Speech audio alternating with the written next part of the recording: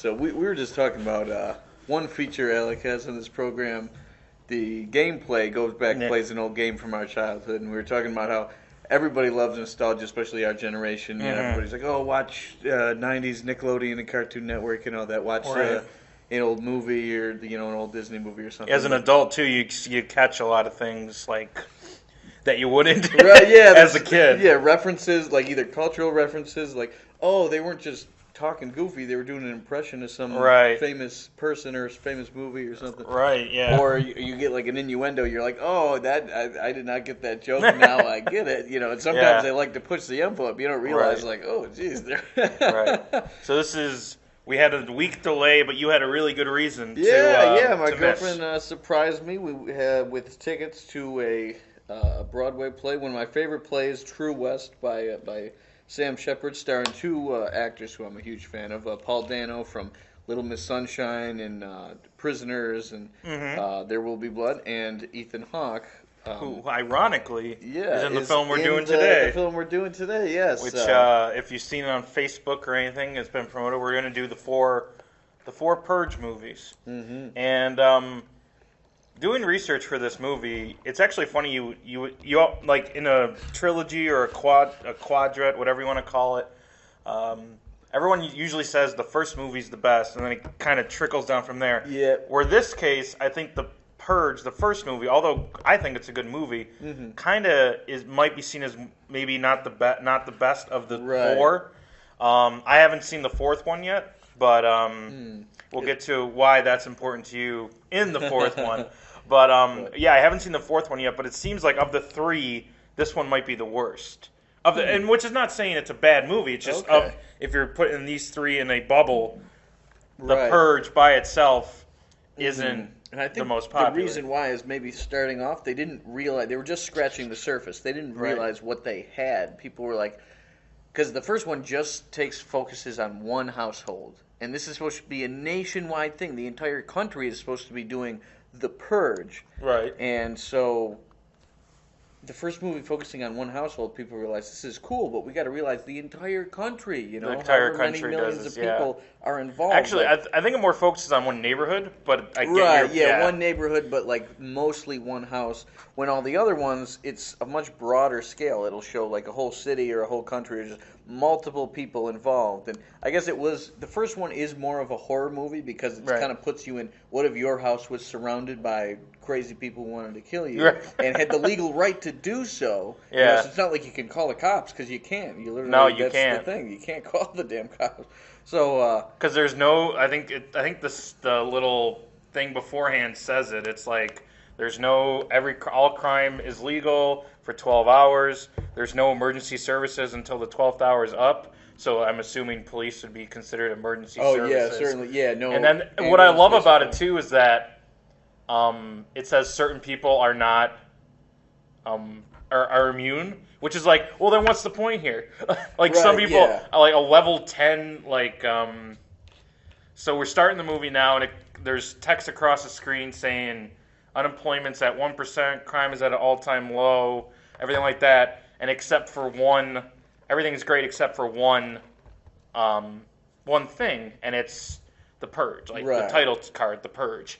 So it's like... It's kind of saying that they're using the Purge, like propagandizing the Purge, is like, this is the reason why crime is way down, because people, number one, get out their aggression in this one night, and number two, anybody who really would be, like, really prone to crime is probably going to get wiped out in this anyway. Like, have the crazy people kind of wipe themselves out when it's legal. And now there's a bunch of footage, it looks like, closed caption, like security footage, or, raw, like, street footage, cell phone camera footage, and that of crazy things happening. People getting, beat up, killed. People getting shot, buildings being looted and set on fire. Right, and it's funny because the one thing I love about, or the one thing I always find ironic, is that they only show murder. Like, murder is the only crime that people apparently do in these movies, where it's like, think about it. White-collar crime would be so much more prevalent. And if this were to really happen... If you could fortify yourself in an office, you could just be draining bank accounts exactly. into your own fun. Which it must be kind of funny, like the day after this happens, like if you do survive, everything's supposed to go right back to normal. Like Which imagine, it can never go back to normal. I know, yeah, that's kind of in crazy this thing. in this situation, like in this movie, like what happens is what happens in this movie, like where it's a community comes against each other, what what do you what do you do? My neighbor tried to kill me last night, but we're supposed to go back. It's all honky dory. Hey, the purge is over, man. What's the hard feelings? Yeah, I killed your kid or something. Right, exactly. So we meet Ethan Hawke's character, who was looks like a successful man. He's driving in a very a suburban neighborhood with very big, fancy houses and that, and he, from what I understand, his character, they sell security systems specifically for the Purge, and he was just told on his way home that he was the top salesman of his. So it's like he's directly benefiting from this new policy, and they mentioned something. The new founding fathers. They don't explain much of it, and little by little, every movie they mention a little bit more of something called the new founding fathers, where there's apparently like a political movement of people who wanted to reform America. Right. Well, they're like a Republican Party, Democratic Party. They're like a party. Right. Yeah. It's like a new political party that had this extreme reform agenda of instituting the Purge, basically, and they made all these promises of how great America would be if we had this one day of no crime. And supposedly, according to the movie itself, there are these great statistics that show that it improves, but I think the movies kind of one by one explain at what cost, though. Right, exactly. And you got a guy in the radio. They're talking about what are you gonna do tonight? I'm gonna kill my boss. Which, by the way, what are you doing? You're giving your plan away right off the bat. Right, number one. Not that you would know. Not that the person would know who it is. It could be anybody's boss, you know. But it's why would you say over live radio? I'm gonna go kill my boss. And it's you just literally gave away. And I wonder what the logistics would be if you speculated on things when it wasn't the Purge. Could you be technically arrested for them? So you purposely would have to miss out on the Purge. You know, you think police would probably do that. Okay, you're saying these plans out loud. Who you plan to kill? We're gonna take you into custody. You're gonna be behind bars during the whole Purge thing, and then we'll let you out. Which is technically illegal in terms of the Purge. Well, because I guess you're supposed to be able to do that. It's a conspire. Exactly. Because there's a charge called conspiracy to commit. Right. Exactly. You probably know you work in courtrooms. Right. So you probably heard a lot more. Yeah, and it's a normal charge. Conspiracy to commit murder. Right. Is another thing where it's you say 2 minutes before the that was the one thing that doing research for this film, a lot of people brought up. It's well, what happens? Oh, I got the last kill stab at 6:01 when the Purge was over. Am I in trouble? Did I kill him? Right, yeah, or did the fact that I started it before the Purge was over, does that mean I'm good? Right. I started before the Purge. Even though technically it was legal behavior, if somebody gets you on film doing something, would they be able to then use that against you? Say you're going for a job and somebody Googles you, even if it's technically not illegal to act like a drunken fool, but if you put your film of you being a drunken fool on Facebook, or if it's somewhere online and an employer goes to see it, they'll be I don't know if I want to hire this person. They were dancing half naked on a bar, right? Exactly, drunk off their ass and stuff. It's not illegal to do that technically, but it would give an employer reason to not hire you. I think it would be the same with the Purge. It's okay, technically when he was bashing some dude's face with a baseball bat, it was legal, but do we really want to hire somebody who we know has done this? Right. So now we're meeting. We've met Ethan Hawke's wife, who's ended up watching a psychiatrist or something who says oh, the Purge is good. It's good to let people release and everything like that. Mm-hmm. And now we're upstairs with Ethan Hawke's. I'm sorry we don't have character names. This is why we call it at random. We literally do. You see it right here. No notes. If you're watching on Facebook Live, you can see no notes. Right. But we have no note. We're just kind of going off the cuff here. And we meet Zoe. I believe her name's Zoe is the character. It's his daughter's character. And she has her boyfriend over, and I believe he's older, and that's why Ethan Hawke's character doesn't like him. He's older. They're implying that he kind of sneaks in to see her. Ethan Hawke doesn't like this guy seeing his daughter, so he he's like climbing up through the roof through this little balcony that she has. So. Right, and in the background you see one of the neighbors sharpening. It looked like a machete, kind of getting ready for the purge. So it's kind of showing other people getting ready for the purge, and even though these people live privileged lives and they look like they're a little bit more well off than your normal character. Certainly, yeah. Right, and so we're meeting some of the neighbors now, and she is in Game of Thrones, is she not? Oh, yeah. The wife looks familiar, yeah. Yeah, she's, I believe, a queen character. I'm not sure, but yeah. So she's talking to one of her neighbors, and the neighbor is bringing up the new addition that was built onto their house, and basically how Ethan Hawke's character became the number one salesman is that basically he sold all these security systems to his neighbors. So it seems like it's placing a seed of jealousy into these characters, like, oh, we bought all these and we helped you become the number one salesman, and you're basically like throwing it in our face that you did this, so you put the addition on, so them putting an addition on their house is almost them flaunting, like, hey, look for at all buying this all money. the products that I sold you. Yeah, basically. I see. So we hear like people having parties, having get-togethers, and everything like that. So it turns like Purge is kind of like for an people unofficial holiday, like for wealthy people, it's like the Super Bowl, sort of like, because which is crazy. They imply that it's broad. It's not just a private thing. There's gonna be closed caption, like security cameras and stuff that they probably broadcast on like a CNN or some kind of 24-hour news. You would station. think, right? So for entertainment, if you're rich enough to where you don't have to worry about it, you have one of these security systems. Right. You can just watch it for fun. So they implied that it's like a Super Bowl Sunday type and then of people deal. have like bunkers and stuff like that. And we're kind of looking through the eyes of, I believe, a camera that's like mounted on a. Oh, yeah, almost some Charlie's kind of drone. Yeah. Oh, yeah, this creepy ass baby doll, like a half melted, burnt baby doll with a little camera. Right. And this kid this is kind of maybe why this is not the most popular, because one, like you said, they focus in only on one household and everything like that. But some of these people are just, oh my god, weird. Like you have Zoe, who is the daughter, who instead of saying I love you, apparently they're gonna growl.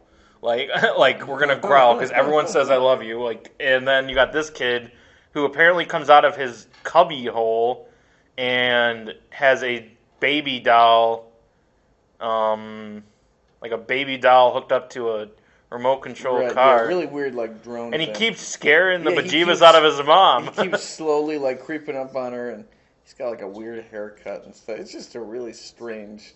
So he definitely plays his character, like this actor definitely plays his character very well. Yeah, he's believable. If you saw a kid act, you'd be like, yeah, he would be the type of kid who's into like strange things. Yeah, and his mom just looks like, she looks like a mom that's like, oh, you have that. She's drinking wine too. Yeah, she's got a like comically enlarged glass of wine. Like, you know how like a kid would come up to their dad, like when us kids would go up to our dad and be like, oh, look at this Pokemon I caught. You know what I mean? Like something that the dad would clearly not be interested in. Really know. And that kind of is the look I see here with the mom. Like when he's talking about his toy camera. And apparently its name is Timmy. So, weird toys. Some people have, their favorite teddy. Somebody got their game set. This kid's got a burnt-up doll. Yeah, melted baby doll. Right. And that is a nice house. Like, this is definitely, this is a well-off family. Right. But again, that's probably why this didn't do good. I was scrolling through a couple of reviews of it, and every headline is like, wasted potential. Like, out of all the things in the whole damn country that are involved, all the neighborhoods, households, communities, you're focusing on one family in this like wealthy house. That it is wasted potential, which is why there's so many sequels, because they realize, damn, there's so many great angles we could. Right. And this kid apparently keeps track of his heart rate and everything like that. So hey, well, I mean, it's weird because like. I don't know what to say. Like, it's weird to us because I would never keep track of my own heart rate. Right. Oh, and by the way, the mom still has a comically oversized wine bottle, like wine glass, in her hand. And right, but it is one thing if like the kid was like an exercise freak and that's why he's keeping track of his heart, but he's doing it just to do it, like just to write the numbers and stuff. So right, and it's just like, and you see Ethan Hawke trying to pretend. Well, I don't know if he pretend or actually really care. But, like, he's trying to get Zoe to talk about her day, and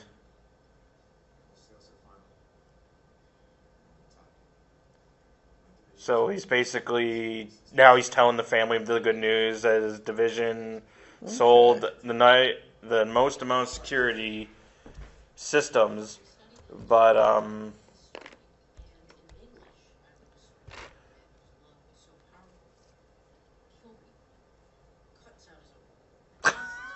all right, so now the kid's describing something he learned in English or something.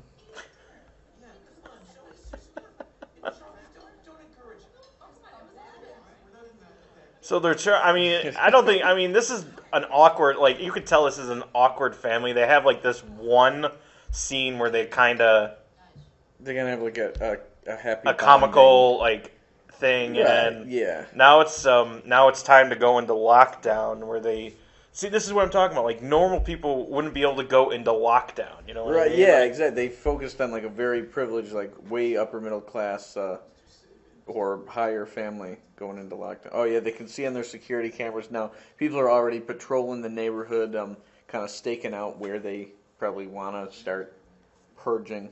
And they say I was gonna say, yeah, purging is like a verb in this, and it basically means doing debauchery. Right? Yeah. And this is only in America too. Okay.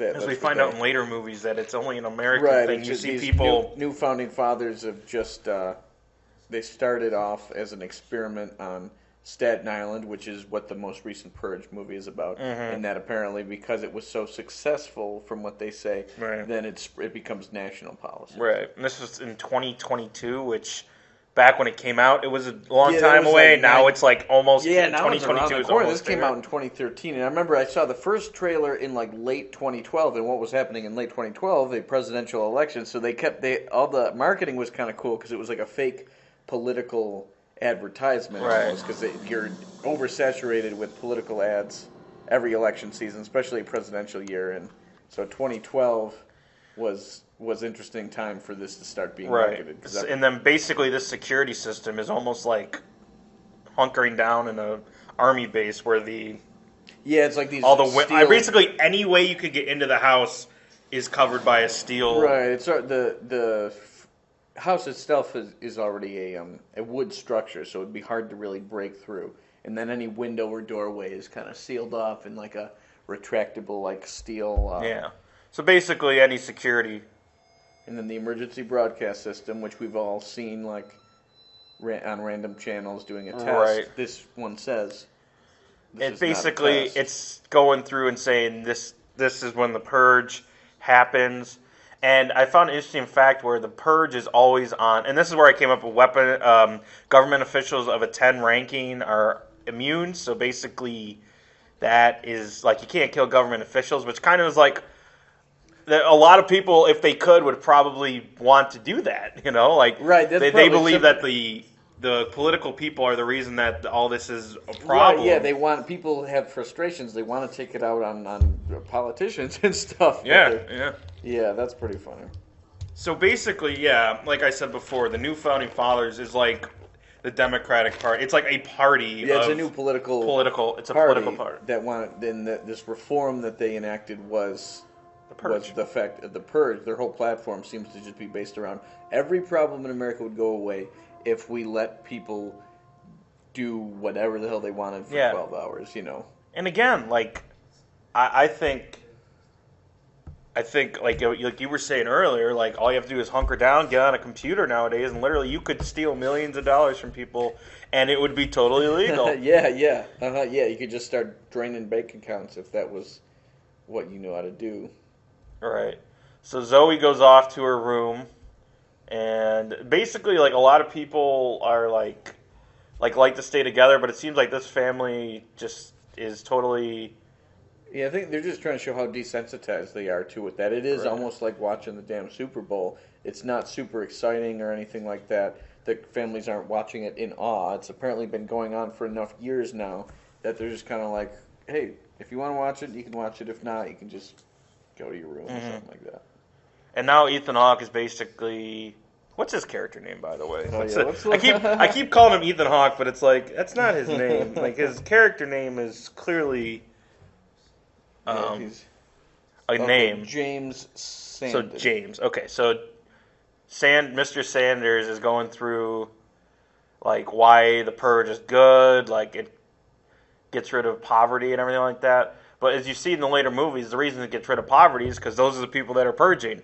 Like the poor people that end up getting killed are poor people. So it's like homeless people. Yeah, if you don't have a home to like hide in, obviously you're probably getting killed by somebody who's out wanting to take advantage to kill people. Which that's why. So it's like at what cost? Like, and they just basically said like, oh, we should watch a movie later with the kids. When it's like people are getting murdered outside, and what do we do? Oh, we're gonna watch Finding Nemo.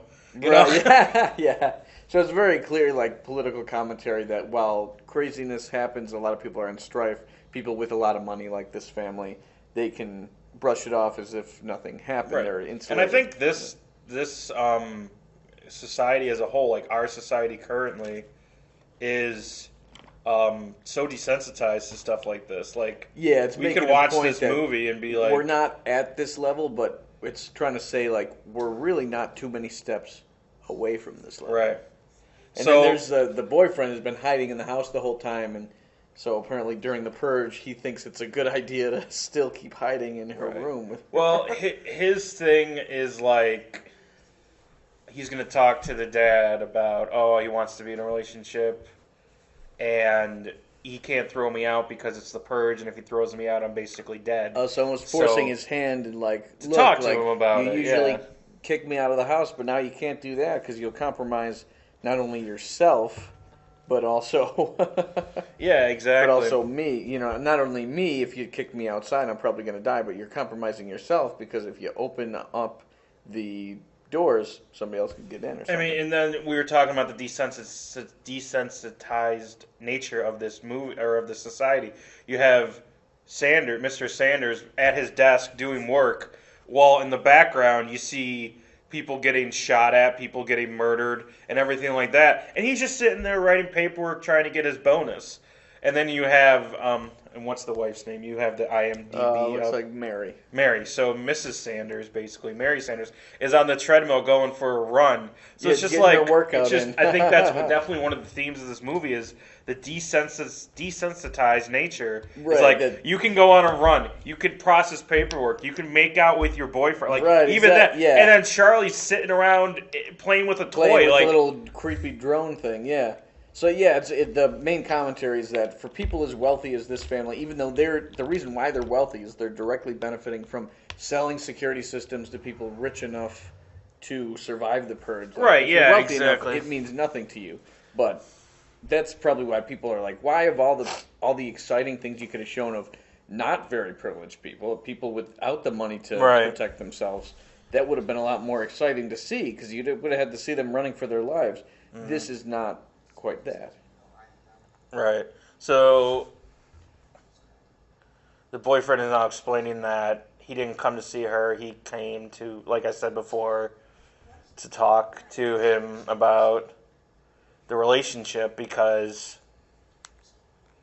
basically he's 18, she's 15, which in this day and age is still a problem, I guess, if you want to call it. Like, it's still a thing. That would be it's one thing if like 18 and 17, but that is a 3-year difference at that when he's legally an adult and she's still pretty much. Well, he could be graduated from high school. You know? Right, like exactly, I don't know. We don't know like what the schooling is. But either way, still he's legally an adult. And then how do you go to school after this? Like, is the next day the next day like a day off? Yeah, and they don't. Do they say what day of the week it is? Like, does the purge happen? The only thing I think I know is that it's a March 21st, which because it's 3, 2, 1. It's like the countdown. Okay, that's funny. To the purge. Oh, so it could be a weekend, or it could be a damn Wednesday. Right, exactly. So it's like, and we see in the background, you see more purge footage, and it's just like, again, just the just the desensitized nature. That I think that's going to be a running. But it's, again, they say the decriminalization of murder, and it's like, that's not the only crime here. Like, you don't literally, you don't have to just commit murder. Like, I guarantee if the Purge were to happen in this day and age, a lot more, although murder would be prevalent, I assume, because that's the only way people can get their aggression out is by killing people, there would be a lot more people sitting down, hunkered down, on their computer, doing, like, literally, like, they would steal the credit card and use it every single day. Any tech-savvy person would be accumulating wealth somehow or another. They'd be draining bank accounts. And it's all legal. It doesn't. Right, it it would be matter. all legal, even if you as long as you could prove that happened during the Purge, ordering a ton of stuff on eBay and stuff. Right, exactly. Or have like exactly. Like, just take somebody's they would be credit planning card for after the Purge, and now we're looking at security footage, and we see in the background is the only. Well, first of all, it's the only character that's in all three of the first three Purge films. Oh, really? And I gotta get the IMDb website up because although we are random, we try. Another weird thing about this drone is that he's just doing it in his own house, which right? is really strange. And it's creepy. He's up, and I realize they have a big ass house, but it's this creepy drone. And he thing just sits in his in his room and explores his own house. living room and kitchen with this little drone thing. Yeah, it's weird. So now he's watching the security camera. Well, in this one, it's called Bloody Stranger, but he's in the other. He's in the other ones, and basically, you see him running. It looks like he's running from people, so he's running from purgers, and right, like he's being chased. He's not just running to try to hide something, but it looks like he's already taken a whack or two. Right, and I believe we find out that he is homeless. So, and that's the theme of the second and the third movie is kind of not from his perspective, but like his situation, like out in the streets. Right, people who don't have the money that this family does to protect themselves. Right. At 18 years old, you're going to tell a 15-year-old you love her. Does that just make sense? Yeah. It's crazy. Anyways, sorry.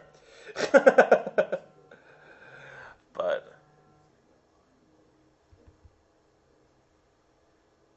Again, now they're even looking for a boat in the middle of this. Right, they're talking about, wow, with this bonus, we could buy a yacht for the family. And now you see Charlie, the son, running. Right, he feels bad. He sees this poor guy running around. You think that he's the only one that's really against the Purge, but the mother kind of gives and he's basically begging for anyone to help him. Right, just yelling because he knows, it's probably a common custom that everybody knows about. If you can hunker down and turn your house into a bunker, you're watching outside. You have a view of some sort. So he knows that people could probably see and maybe hear him. Right.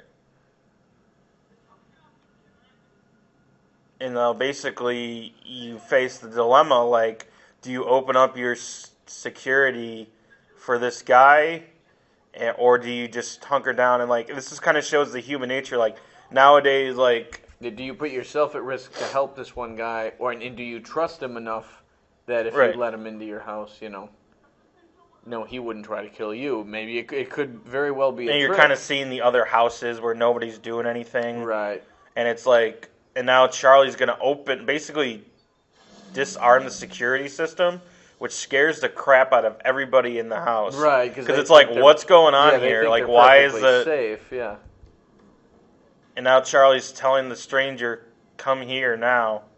Basically he gives an out for this guy, and it's this is human nature. You're supposed to be able to protect each other, but this is what leads to the whole dilemma of the whole movie. Is There is a chance that this guy could also be tricking them. Maybe this is something this guy does every Purge. I wonder the dumbass family that's going to fall for this, and then as soon as they let him in, right? That's just a thought that some of the other people have in their mind, or that they just don't care. Right, you were right. You know what I mean? Or they just don't care, right? They're just this is... And now Mr. and Mrs. Sanders come in basically in contact with this outsider as the boyfriend's coming down the stairs. Right, so this is and the boyfriend actually pulls out a gun. Right, and he's shooting at Mr. Sanders. So clearly that wasn't he clearly wasn't gonna talk. Right. He was there to kill. Imagine the confidence on this kid was maybe I'll talk to this girl's dad and then everything will be straightened out. No, how about I'll kill him? And she loves me so much that she'll be fine with me killing her father. But you kind of see that though because she helps him go up. If you notice, after all the shooting, she helps him go up after it, and it's so you were literally defending the guy who just shot at your dad, shot at your father. Yeah, right? Exactly. That's funny. And now, like I said, the dilemma of the guy who's why would you do that? He's gonna he could kill us. Now he's in our house. Right. And now the dilemma is basically the dad, Mr. Sanders, landed a shot. But again, coming back to you're defending the guy who shot at your dad. Right. Who's more important to you? And he pulled the gun it's not like the dad shot at him and then he pulled his gun. He shot with intent to kill at the dad, but the girlfriend's and still. And just a reminder for anyone watching, we're watching The Purge, which was out in 2013. just to kind of give a synopsis of anyone who maybe to be joining us late, but we're watching The Purge live here, and we're kind of going through it, and just as the movie's going, we're just talking about some of the themes that are coming up throughout the movie. And the stranger has now been let into the house, and they're trying to plan how to deal with that. Because simultaneously it went from total tranquility, we're just going to ride this thing out, to two huge problems at the exact same time showed up. The boyfriend comes down the stairs, immediately takes a shot at the main character, and as that happened, they let in some outsider they know nothing about. Right, exactly. The son, Charlie, let him in. Right, the son, Charlie, let him in disarm the system. Yeah, against the wishes of everybody else. Right, and it's again, it just kind of shows people were willing to let this random stranger who was clearly in trouble just die because they don't want to, because they don't want to put at risk their lives. So they right. Mm-hmm. So now Mr. Sanders is going through the house trying to find his daughter, who again defended the guy who shot at her dad. Almost like she would have been fine with it. Right, yeah. And it looks like that boyfriend, I think his name was Henry, the boyfriend, he got hit by a bullet and he's dead on the, basically in Zoe's room. So now you're seeing, Sanders, who has, he said in the beginning, we don't feel the need to purge, but now basically he's killed someone during the purge. Right, so he's now participating, quote unquote. Yeah, like it or not, his hand was kind of forced. Right. Because the kid pulled the gun on him. Yeah, exactly. But yeah, I mean, it kind of shows the nature, and then you see in the background, I think it's blurry, so you can't see it. It looks like the stranger. But maybe the guy that they let in. Right. And basically now this family who is totally protected was fine. Right. Now all of a sudden is thrown into the turmoil. Yeah, less than 5 minutes ago everything was really tranquil. They were just gonna not even watch the purge, just wait it out and then open the gate. But yeah, the last time you left this kid alone. Now the mom's going to look for Zoe as well, and now you're leaving this kid alone again. Yeah. Basically, Charlie's looking at the background, looking at all the screens, and he sees bullets coming up. So basically, now their community has been infiltrated by purgers. Mm-hmm. Right, which it kind of makes you think they never explain exactly how far away is this little really wealthy suburb from maybe a bigger city or somewhere where this person could have come from. Did he really run all the way from? We don't know. It almost seems weird that he would end up all the way there. Right, this exactly. Is supposed to be some secluded, wealthy pocket of the area. And now we're seeing basically purgers, like you said. That it's a verb now. Yeah, it's a verb. It's a group of look like young adults who are purging, approaching the Sanders house. Right, they all have we'll say melee weapons. It doesn't look like any of them have guns, right? They have mostly. I think it was guns too. Oh, okay. Some of them have guns, but some of them have machetes and crazy things. Yeah. Like that. and they know exactly who lives there, so it implies, like, how do they know him? Right, exactly. And but it's they're like, wearing masks, which makes sense because people wouldn't want, like we were saying very early in this, even though it was legal, technically, if you're on video doing something, people will judge you by that. That's your reputation. So I guess the custom would be to wear a mask so they can't exactly see who's doing that damage when it was legal. Exactly. And it's like, basically now, now he's like, they're dealing with stuff that they never would have to deal with because they're too good for it. Like, they're so rich and everything like that. Right, they were thrust into this problem. Basically thrust into a storyline that they've never had to deal with because they're, like, they're trapped in behind their doors and everything like that, and now they're basically having to deal with something that, basically, like, how people would, like, cover their eyes, like, oh, I'm not seeing this. If I don't see it, I don't know I forgot what the, like, plausible deniability, basically. And now you see Purgers, basically you see the movie poster, like, the guy smiling, and he's trying to talk to the Sanders. Yeah, this guy takes his mask off, and he doesn't look too different than the mask itself. Mask. Yeah, he got a mask of himself.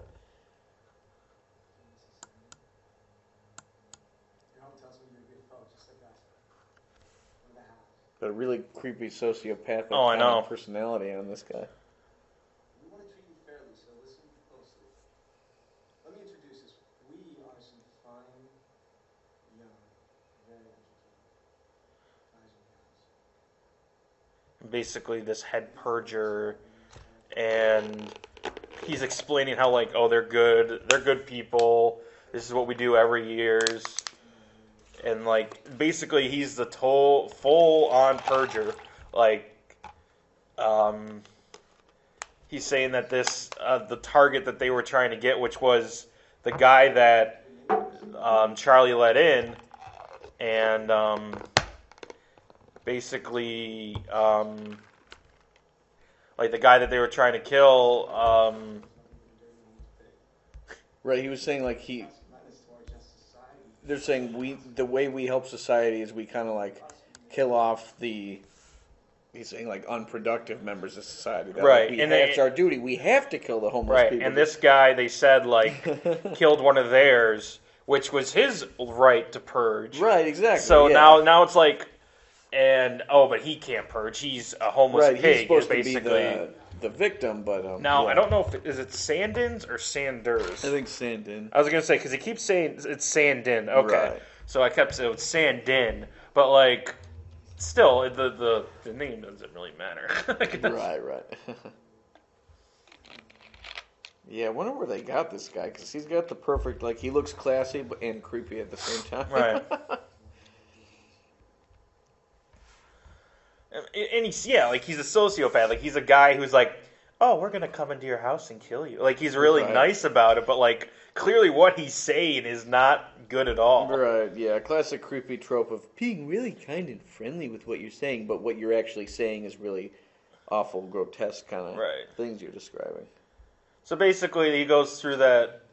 Now they cut the power to their house, and now, like I said, now this family who's privileged, who's never had to deal with. Apparently, they've been involved in all these, like, they've been in these purges, and they've never had any issues. And they made their fortune based on the purge itself. It's not like they can totally wash their hands of this. It's like their fortune is all completely based on selling other rich people so they can protect themselves from Exactly. And now basically the wife's like, oh, they can't get in. We have this security system. We're safe. But now we're finding out that the security system, basically, it's for show. It's not an actual, like, a worst case scenario, which is what we find out happens later in this movie. But, like, it's not as effective as it's basically looks. For show. It's like, oh, we can't get into that house. Look at that security. Okay, so the where it's like itself, these people are going to be like, no, we're gonna get in no problem. So it's more, like you're saying, it's more or less show. Like if somebody really tried to get into that house, they could. It's not that strong. It's just built to look so strong that you wouldn't even waste your time trying. But if somebody had a specific reason, a specific vendetta to try and get in there, right, they could probably do it. He's kind of admitting, like, yeah, I'm a real like grifty salesman. You know, I know that our stuff kind of sucks. It's more sizzle, not real steak. Right, exactly. And now they're deciding, like, oh, what do we do? What do we do in this situation? And it's like, oh, we're just going to give him up. And it's like, and they're saying things like, oh, we have guns and he doesn't. Like, and they're going through it like, do you realize what you're doing? You're giving another human being to these people it's the dilemma, to kill. Like, do we want to be like risk them breaking through and killing us, or do we want to sacrifice this guy? Like, This guy that we don't nobody know cares. the guy, but as far as we know, he's still an innocent guy. I mean, he hasn't tried to harm us necessarily. Right. Like, how will we be able to live with ourselves if we like knowingly gave up this guy who we know they're gonna kill, or do we hold on to this guy we don't even know, risk our own lives by protecting him? Right. And again, it showed this is a big ass house. This guy is hidden somewhere in it. Exactly, yeah. And then the boyfriend's still dead upstairs. And Right. the daughter, we don't know where the daughter is. No, the daughter ran away after basically she found out, like, oh my God, Henry's dead, and everything like that. But again, like, ran away, like she's still in the house somewhere. But it shows, like, how big is this damn house? That there's two people in it who nobody knows where they are. And the house is big enough to where you can't even really tell where they are. You can't even, like, narrow it down. Like, I assume she's in this room because there's not that many rooms. Like, no, there's a lot of rooms. Right, and now you're hearing basically the Purgers are on the outside of the house, like, Trying to find their way in. well, yeah. they're not trying to find their way in. They're actually just playing and toying with okay, so Sandins they're because just he's like, trying to- they're just knocking. They're like, come on, give us to him. So they're just and they're screwing just with him. dancing around, and they're like, this just proves the decent. Like, they're playing with guns. They're seeing the cameras. They're like toying basically with this Right. privileged family, and it's like.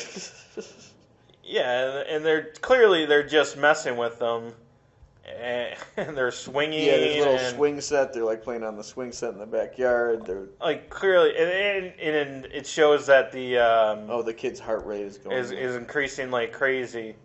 It's kind of cool, like little montage here. There's all these quick cuts of them just doing random poses and stuff in front of the house. Kind of a cool, creepy image, and it's showing just how much time is passing, how much time they're wasting just goofing around. Right. And it still shows, again, it's like you said, it's a huge house, and he finds somebody with a flashlight, and I don't know who it was just somebody with a flashlight, so I'm assuming it's the stranger, because, like... I don't think Zoe was running around with the flashlight. Right. And now Charlie has basically he's going around the house trying to find the stranger because he's the one who basically started all this. If he didn't let in the stranger, the homeless guy, then the Purgers wouldn't be. Although I'm curious, like, how did they didn't show up until like after the guy 10 came in, or more, probably more. So like basically, 20 minutes after. So how did they the know storyline he was there? Well, I think they said they talked to the neighbors. Oh, and they said and the neighbors basically everybody said has cameras somewhere, so the neighbors probably watched like, oh shit, look at the Sanders house. Yeah, like they they let let a guy somebody in. Yeah, and maybe they asked the neighbors, hey, did you see some guy running around? And they were like, yeah, the Sanders. Right, or like we said earlier, like they were showing like jealousy of like. They just put on. There goes their motivation. Instead of saying no, I didn't see nothing, they were like, yeah, and you know who let him in? Right, exactly. They might not have seen anything, but like they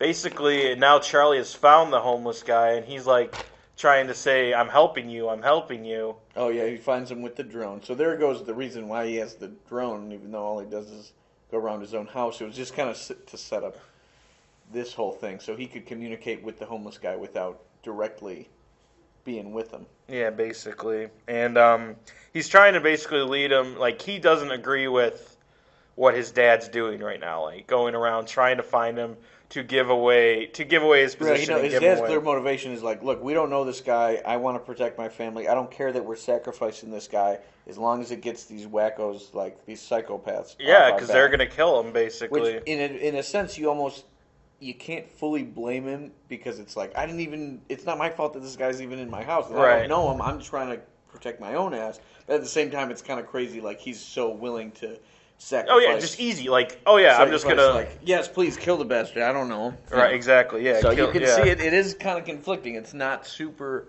It's not cut and super dry. Black and cut and dry. Yeah, super it's black not, and white. Yeah, exactly.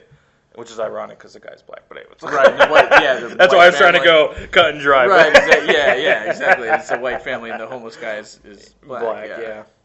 But and that actually comes up, I believe, in the second one, Anarchy. Yeah. In this one, it's more just rich and poor, and then as the movies go on, they get a lot more obvious about like class divide and like that there's like a racial. And they're showing like that's why I think maybe the second and the third one is more popular, is because it shows it from like if me or you were involved in the purge, like out on the streets, really in a house, elite not family. some rich family. What if like poor people or even just middle class people who like they own a house but they can't put this high tech security system? How do they deal with that? And that's why the main response to this movie is wasted potential. You could have shown something way more exciting with the people who actually had to be in the streets fighting it, not just some rich family who hunkers down. Yeah, it's one situation basically. It's one family's night of the purge, where it's like in the other movies you have multiple storylines going on. Yeah, multiple stories, multiple parts of the same city or multiple. So now the homeless guy is in this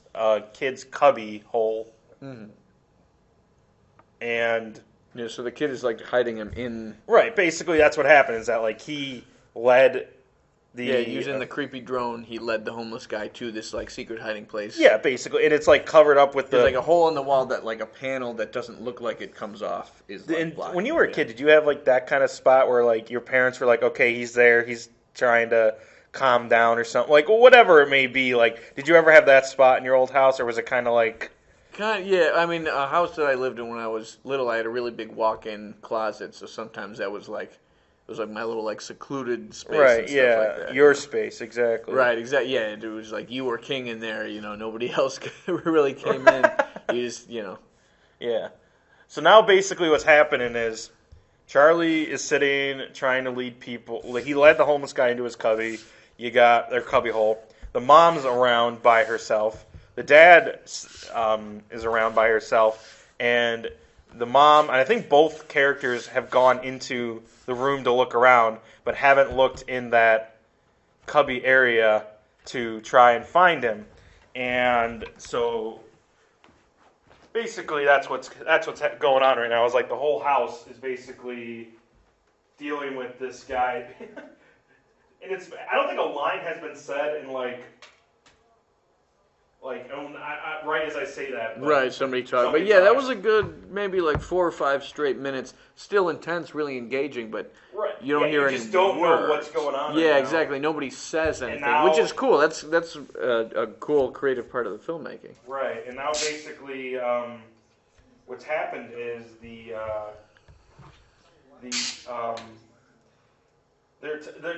the guy is basically, now they're talking to the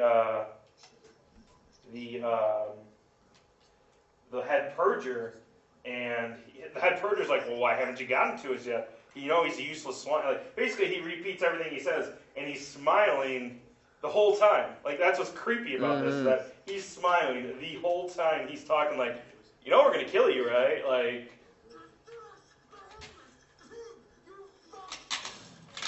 Ooh.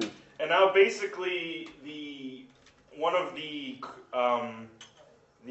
head purger's cronies like comes up and screams at the Sandins like, give us the homeless pig. Yeah, the main guy, the guy with the creepy smile, he's just kind of calmly trying to negotiate in that sociopathic way he does, like, let us into the house, come on, just let us in. And then somebody kind of overreacts. Another one of his like partners in the purge with their mask on comes up and kind of freaks out. Oh, let us in! And he's like screaming, and then that kind of ticks off the main guy. He just casually shoots him, and exactly right, so it shows like how crazy this guy is. He's not just trying to kill homeless people. He has no remorse whatsoever for killing this other guy. Exactly right. And so, sorry about that. On the Facebook Live, of course, some smart guy didn't didn't charge the iPad before coming here today, so we had to switch it. So now it's my phone. Basically, has got the live video. So we apologize for anyone who was watching the live feed. Now we're back on Facebook Live. Basically, to update everybody, the Purgers are still outside, and what happened was the head purger was trying to talk to Mr. Sandin. He's like, well, why haven't you brought him out yet? And he's doing this really creepy smile the whole time. He's like, why haven't you brought him out yet? And his other crony was like, come on, give it to it. Like, he was like going insane. And the main guy was like, nope, and just shot him. Yeah. And now clearly that shows, again, another disdain for human life. Is like, that guy was just so okay. Like, that was apparently his friend, maybe, or like part of this group, and he just shot him. He's like, I don't condone that type of behavior. And now Zoe basically came in the view of the little drone thing, and says she's going to the hiding spot, which, if you remember, is where the homeless guy, Charlie put the homeless guy. So now we're kind of like in a dilemma here, where now Zoe's going to go to the spot, and obviously there's going to be a confrontation there, and we're at the point where the homeless guy now has a gun, and he's holding Zoe hostage. Did I miss something?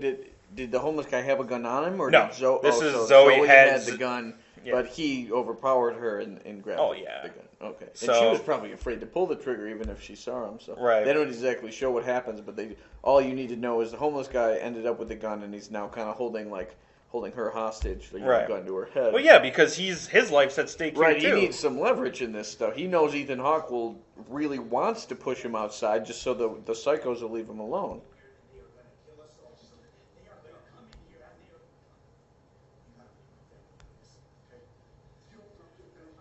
Yeah, Ethan Hawke went through a cool phase in the early 2010s of like horror movies. He's probably like, you know what, I really want to do some horror movies. So he did this and Sinister.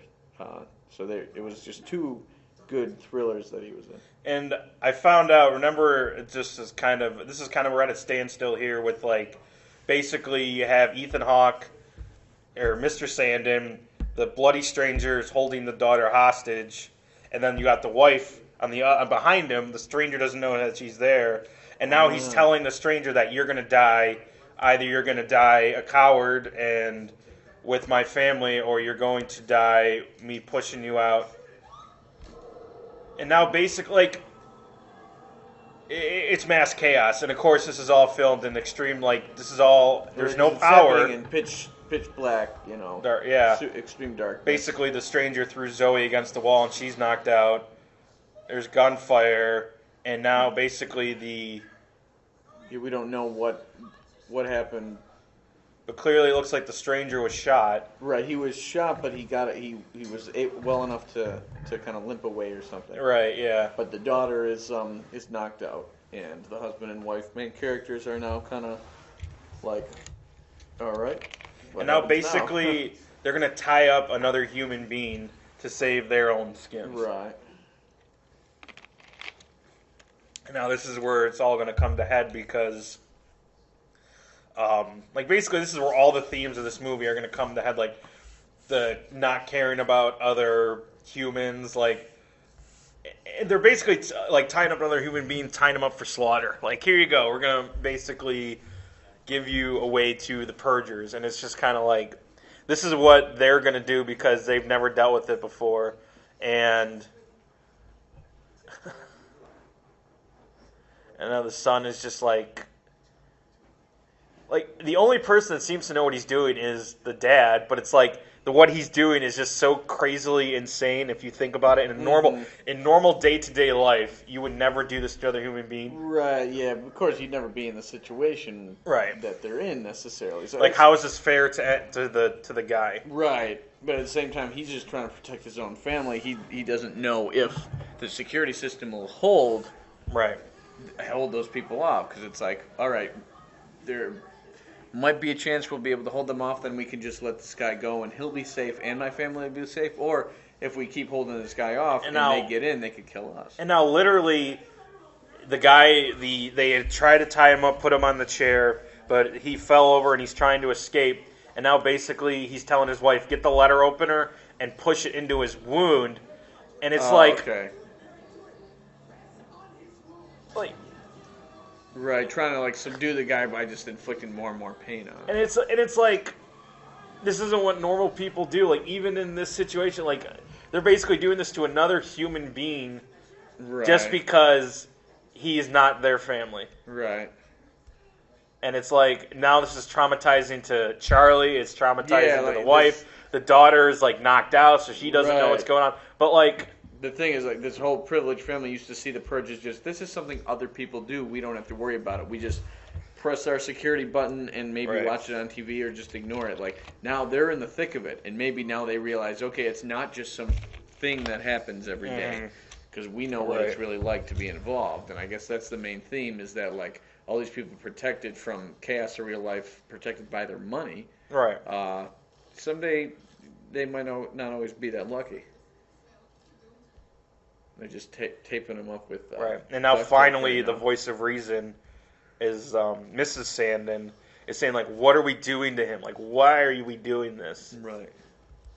And I think she's finally realizing, like this is kind of this is a crazy. human. In number one, and number two, like, maybe we will be able to outlast. Maybe our security system will outlast the psychos outside. You know, it'd be one thing if they were right about to come in and be like, "All right, please, spare my family. Take this guy. We don't care as long as you don't hurt us." But at this point, it's almost like, you know what? They didn't break in yet. Maybe we don't have to do that. You know. And it's just like, it makes you think, like, what would you do? And like, now basically everyone's turning on the dad. Like, the sons ran away, and it's like, the mom is pleading with him, like, when did we become this? Like, when did we don't need to do this to this guy. Yeah, and it's like, just because these people are threatening us, it's like, basically everyone's talking like why or what's wrong with this picture here? Like, you know what I mean? Like, we're basically tying up a guy for slaughter, and now the son's gone, or like he ran away or something like that. And he was always the voice of, like, he was the one that was like, I don't agree with this at all, and now the father's realizing, like, maybe this isn't right, what I'm doing. And he's trying to act all normal, but it's like, it's not normal what's going on here. Like, you're basically tying up a guy and saying, yeah, we don't care. You're just like us. You're a human, but for some reason you are worse off than us, and you're going to go off and die just to save us. And the daughter's like, it's not going to be okay. Like, stop telling me that it's going to be okay, because it's not going to be okay.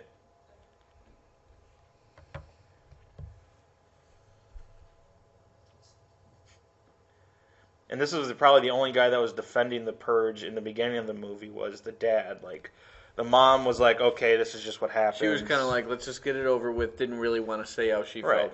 The dad, because that's how he made his money, was kind of like, look at the statistics. Look how good it is. Yeah, it helps America. You know, we kill all the homeless people, so now there's not a homeless problem. Right, exactly. The criminals end up all killing each other, so there's a lot less crime. And right. And if I see this correctly, I think I see dog tags on the stranger. So not only is he homeless and a stranger, but he's a veteran too. Wow. So not only are you showing, now he's fighting for everyone's right to purge, and now he's about to be killed. He's giving in. He's like, save your family. Just take me outside. Right, he gave his life to defend the country and the government, but now he's a victim of laws that this government passed. Yeah, basically at the Purge, that they're saying that.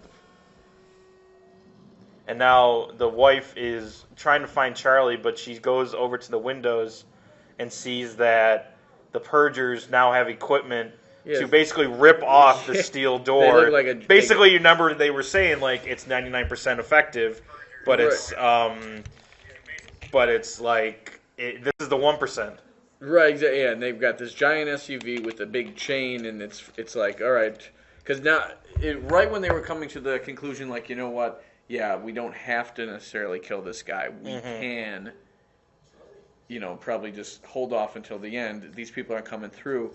Now the discussion comes back up. It's like, wait, now maybe they can come through, so maybe that's a little back on the table. Do we surrender this guy that we don't know? Right. And what's to say that once they give up this guy, right, that they're going to, they're we kill him, promise. and then we're going to come and right, get you. Exactly, right, like who's to say they're going to keep their promise? necessarily keep their promise? It's Purge. They could like be they saying, can do whatever all we want is that guy, but they might be like, you know what? I mean, we don't have to keep our promise. So now There's not a basically damn thing saying we have to. The family has said, all right, we're not going to give the guy up. We're just going to fight. We're going to survive the night. We're going to fight because basically now it shows that they're not.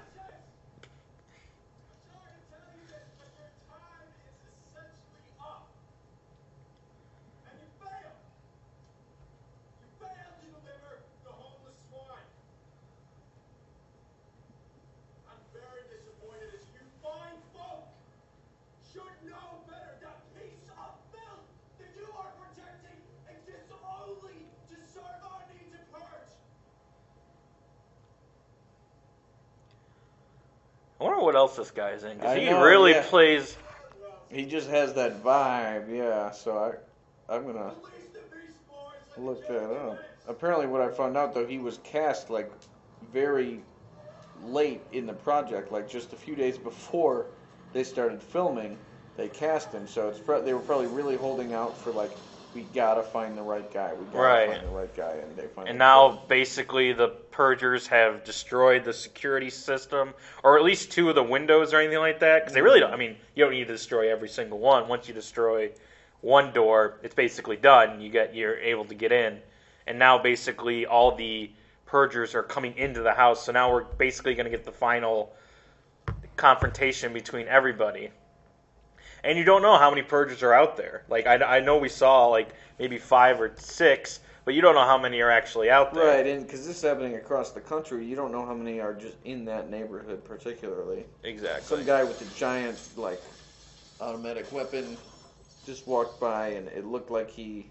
maybe thinking second thoughts and walking away, but now they've smashed windows, and basically now this is going to become a house...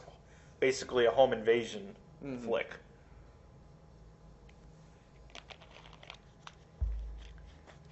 And it's funny because they decided not to give him up, but yet they didn't untie him, you know?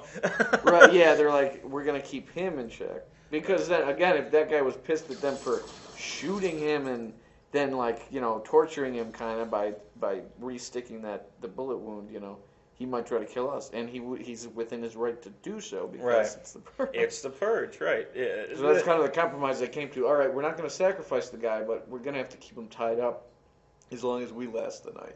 Yeah, exactly. And it's like now you have all the and just the nonchalant attitude of these Purgers. Like you have the girls skipping down the hallway. Yeah, the girl like dressed in this pure white dress, with basically all the a nightgown. stains. Like all these blood stains on a pure white nightgown, just kind of skipping through with a machete. Right, and now you have the wife is walking around trying to find Purgers, and you see one looking in through the window. They've opened the door, and the main Purger is now in the house, and it is basically a thriller from here, a horror thriller, if you want to call it that, from here on out. Like. And you know me, I'm not a fan of jump scares, so there's a lot of them. I know there's a lot of them. Right, yeah, exactly. At this point in the movie, it's just jump scare after jump scare, which even the biggest horror fan doesn't like that, because it's cheap, You're just getting startled. You're not really getting scared in a creative filmmaking. Right, yeah, and it's just like, basically you move the flashlight and there's a face. Right, and then complete with the music of like a violin just going... Right, exactly. Really loud. Yeah, going from really quiet to really loud. That's just a sensory scare. That's not... There's nothing creative about that. But there's plenty of it in this scene. Yeah, exactly. And it's just like... Okay, yeah, now the son is kind of searching the basement. Yeah, basically he was told to hide in the basement. And, I don't know if he shot the guy or if there's basically there was a gunfire and a shot. But he seems like he's still struggling, and I don't. Yeah, it's so everything was shot so dark you can't fully see what's happening. And which is probably part Ethan of it. Yeah, it looks like the guy was about. Yeah, and Mr. Sandin comes in and basically saves the kid. Right, Because he was too scared. He would.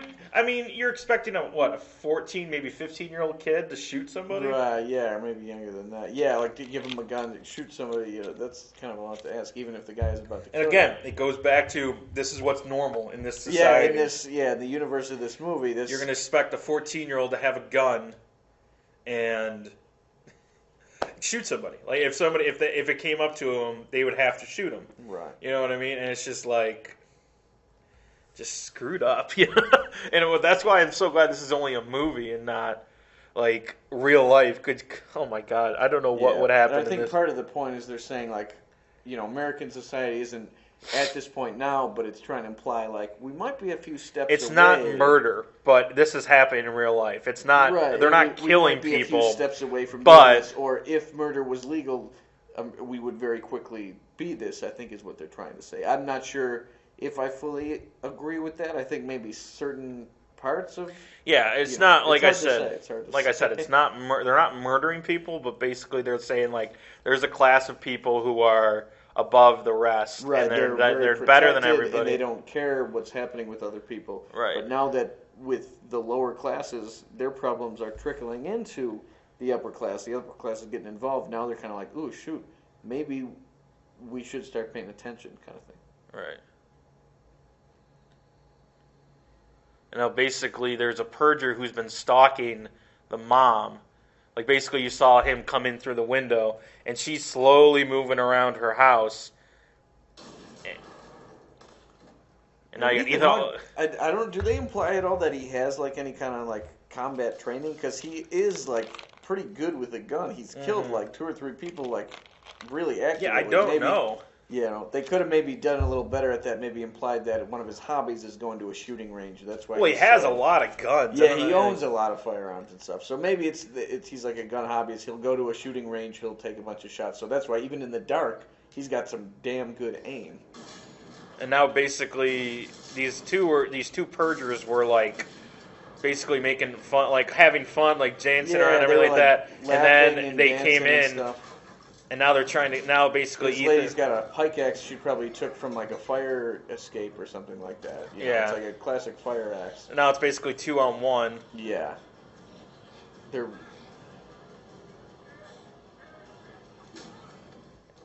And that's I've seen that in the movies before. Somebody's getting choked out on a pool table, but a guy is just out of reach of the pool ball. He grabs the pool ball, and he's able to smack. And I think Ethan Hawke's got at least 3 kills here. I know, yeah. He's like got some great combat skills, and they don't particularly say if he's a veteran or. Which would make it even more impressive if he's not like no skills whatsoever, but he has this gun. Somehow he doesn't just collect guns, but he really knows how to fight. He's got 2-on-1, and he's already killed one, and now basically he's. Oh, and here comes another like a random one out. Like what? Did he not come in with the rest of the group here? Like that. Basically, the guy's shooting at him, and he's basically shooting to the left of his ear. You'd think he would like move it over a little bit, you know? That's an unrealistic thing in movies. They act like gunshots aren't as loud as they are in real life. In real life, it's like it's so loud that your ears are. Yeah, ringing. and yours gonna say, he's got to be. It's really gonna kind of make you feel shell shocked, even if you don't take the bullet. Just being near a gun that goes off. Axe to the back there. Ooh, yeah, he swings this fire pike axe. And he double taps. He double taps just to make sure he's gone. He's hitting everybody with this shotgun here. Yeah.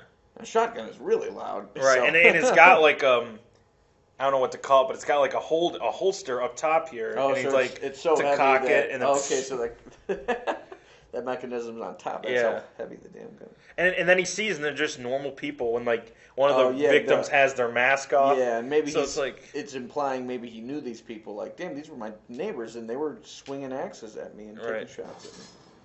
And now the lead purger just comes around the corner. Now, what kind of kill is that for your main protagonist? Is like, basically he goes around the corner and then just gets stabbed. Like I don't know. Yeah, you see the protagonist has all these crazy combat skills. You don't know where the hell he's got it, but he's kicking ass. He kills almost all these other bad guys. And then the main bad guy and main good guy are about to get in a fight, and then he just kind of emerges from the shadows and stabs him in the gut. Like, kind of anticlimactic is what I'm saying. Yeah. And now basically the main purger's like, so is this worth it? and it's like he's acting like this is totally normal, and it's just like, oh, it just it irks my brain. And not only that it's normal, but he's thrilled at what happened. He said, "Thanks for an unforgettable purge," almost like implying like this was better than last year.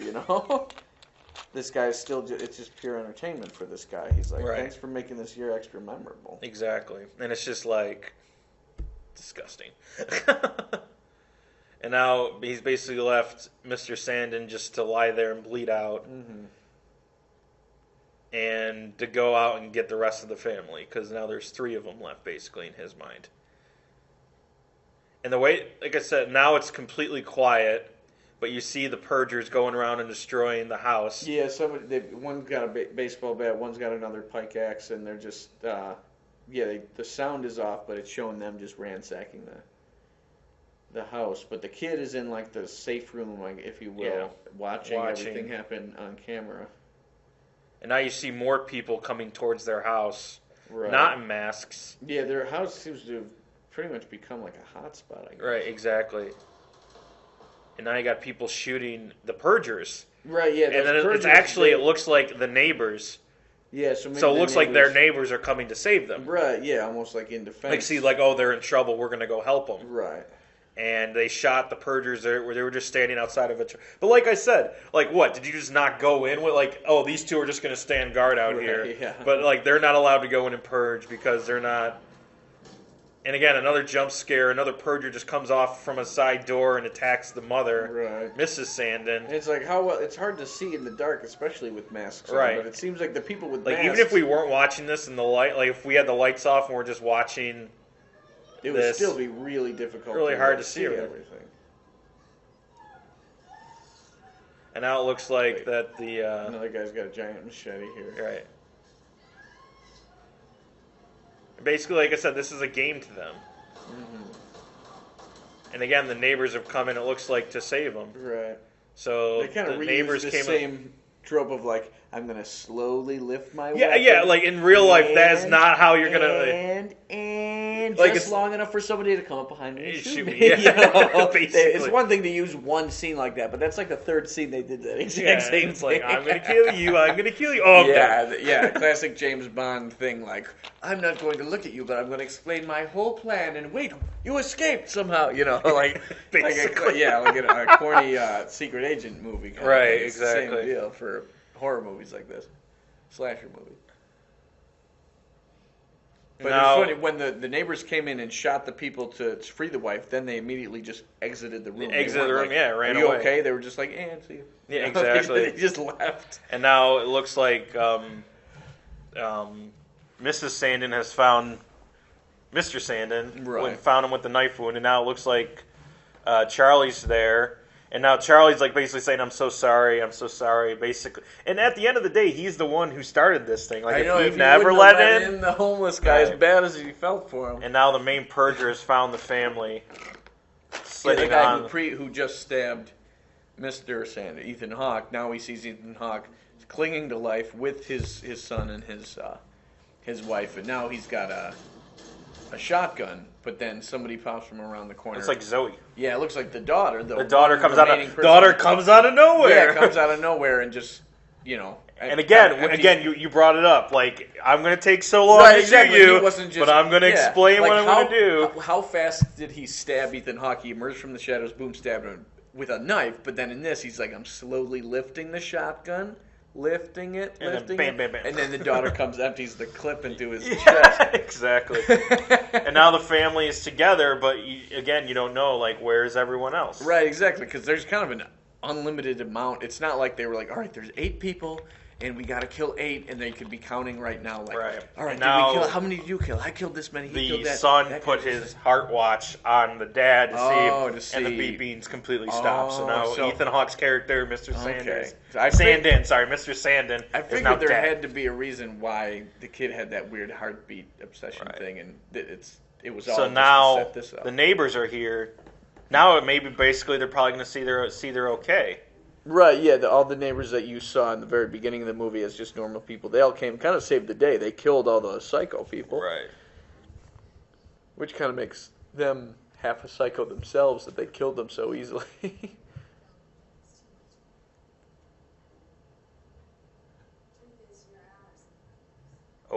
Plot twist. Right, they're like, oh, thank you, and they're saying, don't thank us too much, because now we can kill your ass. I was gonna say now it looks like you were saying, the whole jealousy thing, like, oh, based now on it's our definitely money, come back. you guys get to build an extra extension.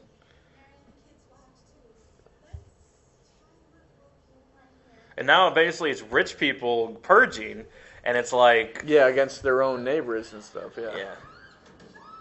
They think they're in the clear. The neighbors are saving the day. The neighbors weren't trying to save the day. They were just trying to kill all these other psychos like to make it their kill. They wanted to have the satisfaction of killing the Mr. Big Shot on the block. Yeah, exactly.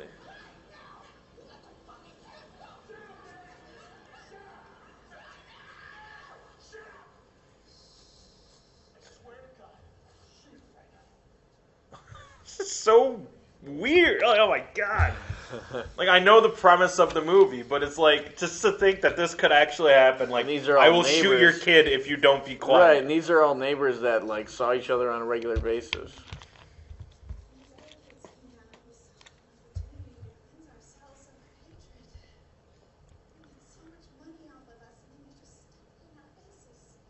Right, and that's kind of very plainly spelling out Exactly the why they're doing motivation, it. It's like- jealousy. Right, exactly. You made all your whole fortune on selling security systems to us, and then you like doubled the size of your house Right. with Which the money you made. Normal from us. people would be like, oh, that's a bummer. Right, I don't see why people should be that offended by Right. it. It's not like 'Cause- they cheated on her husband. Like, you know what I mean? Like, and it's not like he sold. I mean, they imply later that he kind of sold the security wasn't all it's cracked up to be, but it's not like he sold them snake oil that didn't work. You know, they made that purchase willingly. right, exactly. So, not like anyone forced them to make that security exactly, purchase. Yeah. And it's like you still live in this super elite neighborhood. It's not like you have a little studio apartment and he bought the entire apartment building and kicked you out. Like Right. they increased their house with things that he sold to them in willing transactions. It's kind of silly, but I mean, you're not expecting logic with this movie. You just want to see a thriller. Right. And now basically this whole time, Mrs. Sandin is just like, I don't care what you do to me, just don't attack my hurt kids. the Don't hurt my yeah, kids. Which I'm sure that's what a lot of parents would react like. Exactly, yeah. And now basically these neighbors are doing a prayer circle almost. And they're talking to the new founding fathers. Again, the political party Yeah, that probably doesn't care about any of these people. Right, that enacted this reform. But yeah, it's like a prayer circle, but instead of like saying a prayer, they're just saying, it's almost like worshiping these people. They're like, thank you, the new America, which is the America with the new reform of the Purge. And Right. Yeah. And it's like,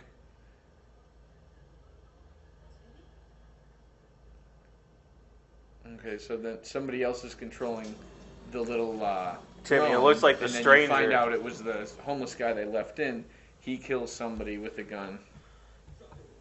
and now basically now it kind of comes back to like, they didn't kill him, they didn't save him, and now he's saving them. Like, karma's come back in a good way. Right, it's like you made the choice not to kill him, even though you tortured him a little bit. You still spared his life, so maybe that's why he came and is trying to help you guys. Now. Right. Especially because the dad's already dead, and it was more so the dad that was torturing him. He knew Mhm. that the kids and the mom had a little more of a conscience. Right. when it And now came to- basically the stranger's like, I won't kill him, it's your call.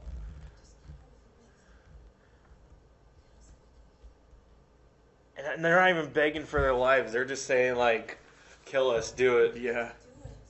Yeah, they seem almost happy, like they got this. They're like, oh, I get to be sacrificed on Purge night. Yeah.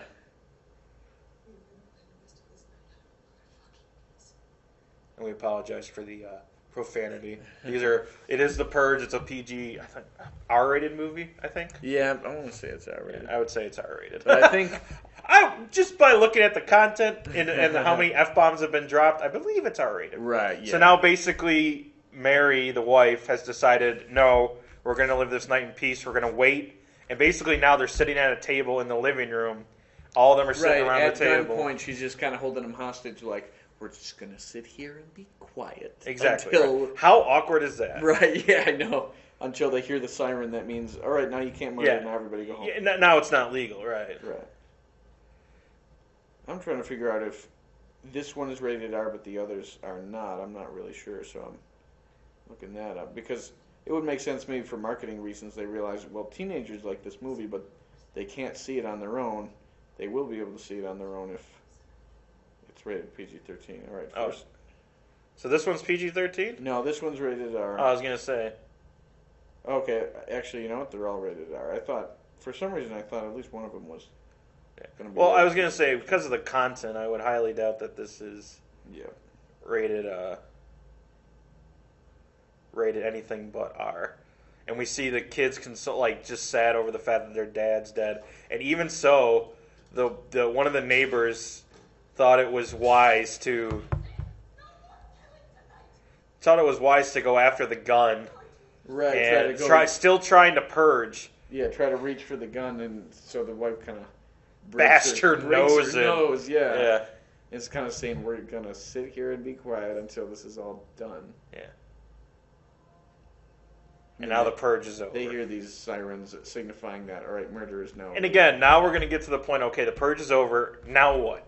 Like these neighbors. They're gonna have to go back to being neighbors when they all tried to freaking kill each other. And their kids, like not even. And not just these adults, but their kids, And it's like, what would happen after a purge? You know, like all these people are dead. And again, that's what they focus on. Like I would love to see a purge that focuses on white collar crime. Yeah, that would be kind of funny and you got all the killing going on. Like that's still a thing, but somebody's hunkered down in some office with a bunch of computers, and they're just. And then maybe that person, the person that's getting stolen from, is like, "Oh my God, my money's going away. I gotta go." And then that's the story. I mean, I don't know. Oh, it's them trying to figure out where's this person safely hiding with this computer. Exactly, and maybe make the person who's having money stolen from him like a middle class person. Because it's like, and they have to reluctantly. And it's not like, oh, I have the money. You know, it's like, no, I don't, and they're still stealing from me. That would be interesting, but so now it's the aftermath. Like they're seeing all these the strangers, the homeless walking guy's away, kind of walking away, because like, what else can he do? He's walking pretty damn good for a guy with a bullet still in his body. Right? Yeah, and I think he's got to go to the hospital at least. Right. And they're all just kind of looking around at the carnage, both. Right, yeah, I was going to say there's a bunch outside. And all this like broken up stuff, their houses. Well, at least they got like 4 new cars, it looks like. Yeah.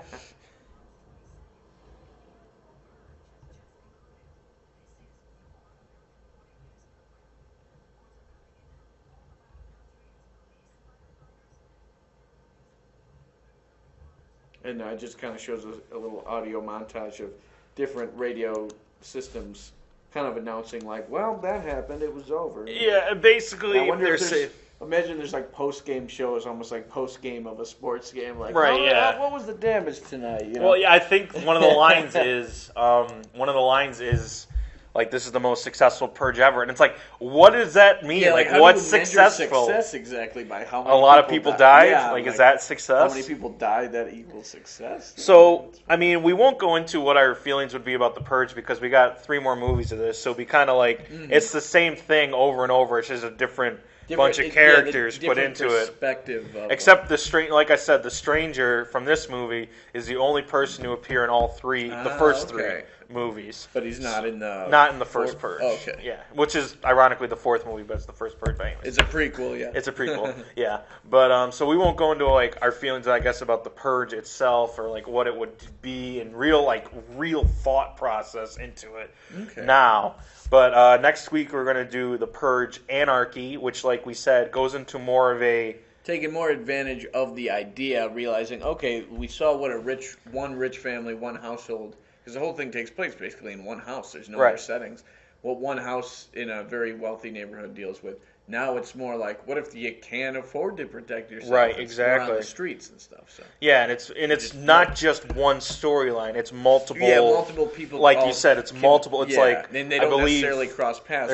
There's a mother-daughter. There's a store owner. There's the people who try to steal from the store owner. There's people who have their car tires. And then there's the rich people again come into it, but it's a different way of looking. Right, at a it. much different way. So yeah, we won't spoil the too biggest much. criticism everybody had was like interesting concept, but you kind of wasted the potential by having it take place in one place when this is a nationwide thing. So they really corrected that by the time of the second one, which I think has the highest ratings out of all of them. The second one is the best reviewed one because it's what everybody wanted the concept. I think to the be. third one looks more at the politics behind it, not just the Purge the itself, one but it's got the politics of the new founding fathers and everything like that. Yeah, it shows more of the backstory of what these new founding fathers really Which were. is probably why people don't like it, because now I don't know a lot of people who like going and talking about like, oh, politics. Right, especially like if if it's pushing a very obvious agenda and it's using not even that clever of like metaphors and allegories and that sort of thing. It's kind of like, okay, this person obviously is supposed to be like President Trump. And right, exactly. To be like this make America great again. Right, is clearly there, or make the Purge great again. Yeah, they almost I think make is it what a little too obvious in the fourth one, and then the third one is more about the opposite of the fourth one is like a prequel, how the Purge started, and the third one is more about the opposite, about a politician who's finally has a platform of like, Purge is not a good thing. Let's end it, and it's about that person trying to get elected and the turmoil exactly. of people. And I think I'm combining two here. I think I'm combining two movies because I think the store owner's involved in the election year. The third one, okay. Yeah. Cool. So I think I'm combining two, but. It's a lot of purging. It's a lot of purging. Yeah, we will find out. The Purge Anarchy is next week. So hopefully by then we'll have the Facebook Live down to a pat. Because this time around, at least we had the full video and it wasn't just like, no, we're going to stop. We're going to stop recording. Because I believe what happened was my iPad ran out of storage. So obviously it just stops because it doesn't have anything more. Okay. This time around it has more storage, so it's more available. Very good. So you had to do a purge. I have to purge of the memory stored on the iPad. You are correct. Very good. It was cool seeing Ethan Hawke because, like you said, last week I was in New York. I got to see him in Broadway, and he was really cool. They were both cool. Afterward, we went to around the theater to the stage door where they're waiting to get out, and they get really messy in the second act of the play. If you don't know the play in True West, they start off as two brothers who haven't seen each other in a while, who are just kind of talking, and they want to write a screenplay together. By the end, everything goes into chaos, and they get all messed up. They get in like a fight, and everything gets like wrecked, and they're all messy and stuff afterwards. So they probably had to take a shower, and then when they came out. Paul Dano, he was friendly, but he was shy. He didn't like talk very much. He was just kind of like, all right, anybody need an autograph? Okay, great. Then he just got in an Uber and left. But when Ethan Hawke came out, he was really friendly. He was like, oh, no way. These guys are so cool. Oh, thanks for coming to the show. He was talking to everybody. He was taking selfies with people. He was. Did you end up getting a picture of them? Or? Yeah, I got a picture of him, not with him, but I did get he signed my program, and cool. My girlfriend actually bought a copy of the play True West, and he signed both him and Paul Dano. And then afterward, we thought like, oh, is he going to walk into a limo? He just gets this big parka on, like so big that it covers his face, so you couldn't see it was him. And he just turns around and starts walking towards Times Square, and we were like, he's just walking home. This is awesome. Like, what a cool guy Ethan Hawke is that after the play, he doesn't get in a limo or even an Uber. He just puts on a giant parka so you can't recognize him. Plus, it was cold. And he just walks through Times Square. Imagine cool. being someone who accidentally bumps into him like, oh, who's guy in the parka? And then you weren't you killed in the Purge? Right, exactly. And you're like, wait, that was Ethan Hawke. Right, yeah. This is really and of course, cool. you're not going to run after him because he's going to, I'm sure his defense mechanism. Right, yeah, and he probably, And plus, you've seen him in the Purge, and you don't want to mess with him. He plays a lot of cops. In Training Day, Brooklyn's Finest, and The Purge, he kicks some ass. Exactly. So he probably knows how to fight. So next week is the Purge Anarchy. Like I said, I think I'm combining a couple storylines, but I think a couple of them are right that are involved in this storyline. So for Trevor Dugan, I'm Alec Pinturpi. Thanks for watching. Thanks for listening. And join us every week. We try to do a podcast. Like I said, I got the At Random Plays series up on YouTube. Just finished up Sly Cooper 1. Going to move into Sly Cooper 2. Which I think is the best one. Agreed. Yeah. I agree with that. And I'm also going to start live streaming, I believe, Kingdom Hearts, starting maybe this weekend or the weekend after. I'm going to live stream play it. So I'm going to live stream it over YouTube and everything like that. So make sure to check out our YouTube page for all our videos. Like I said, for Trevor Dugan, I'm Alec Pinturpi. This has been the At Random Podcast. Watches The Purge. And don't forget, everyone, to stay random.